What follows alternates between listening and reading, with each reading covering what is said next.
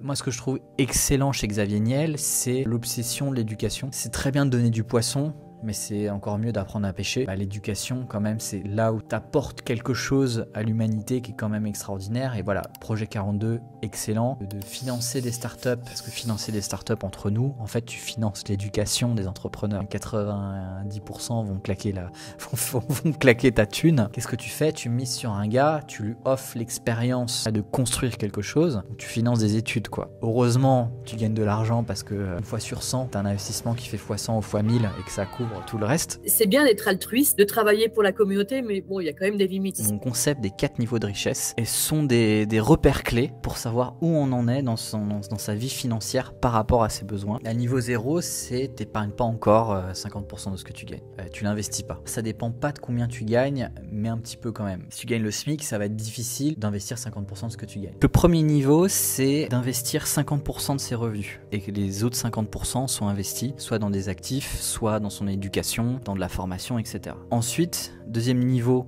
son train de vie, c'est 1/3 de ses revenus. Troisième niveau, c'est que on dépense via ses revenus d'activité maximum 1% de son patrimoine par mois. Donc si on a un patrimoine par exemple d'1 million, ça veut dire qu'on dépense maximum 10 000 euros par mois. Il faut que ces dépenses soient couvertes entièrement par ses revenus et pas par le patrimoine. Et le dernier niveau, c'est la même chose mais 0,5% qui doivent être couvertes par les revenus du travail. C'est ça que je remarque dans le niveau 4 en fait. C'est une espèce de détachement de sa propre petitesse, en tout cas de son petit monde, et c'est un élargissement, allez, on va être un peu grandiose dans les termes, mais à l'univers quoi, en tout cas un élargissement au monde. Donc tu vois, ces deux phases de plus ou moins de restriction, hein, tranquillement, ça s'équilibre, on arrive au niveau 3, équilibre, et après on bascule non pas dans un déséquilibre véritablement, mais il y a une espèce de stabilité mouvante, de stabilité dynamique. Et cette dynamique, justement, elle participe au fonctionnement du monde, quoi, et entre autres par l'éducation. L'éducation, parce que tous les deux, on est sensibles à ce domaine-là, tu vois, en termes d'apport à l'humanité. T'as des gens qui sont sensibles à rien. Dommage pour eux, parce qu'ils connaîtront pas le sentiment d'accomplissement. Ça, c'est la pyramide de Maslow. Plus t'es bas, plus c'est les besoins primaires de sécurité alimentaire, physique et autres. Plus tu montes et plus t'as des sentiments d'accomplissement qui sont, entre guillemets, plus élevés, plus spirituels. Donc c'est important, tu vois.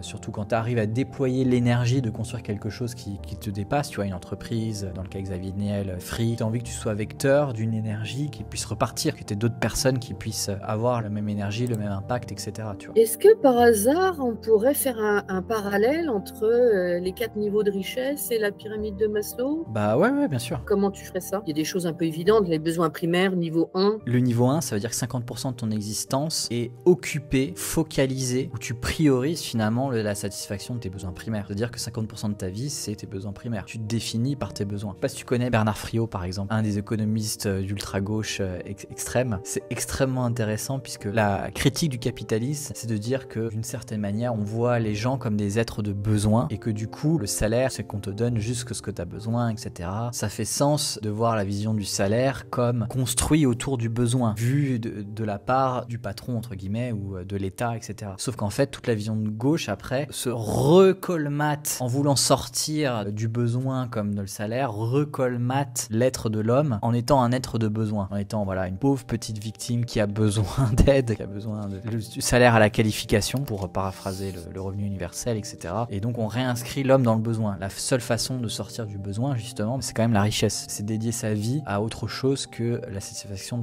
de son besoin. Cette vision-là pourrait être considérée comme marxiste.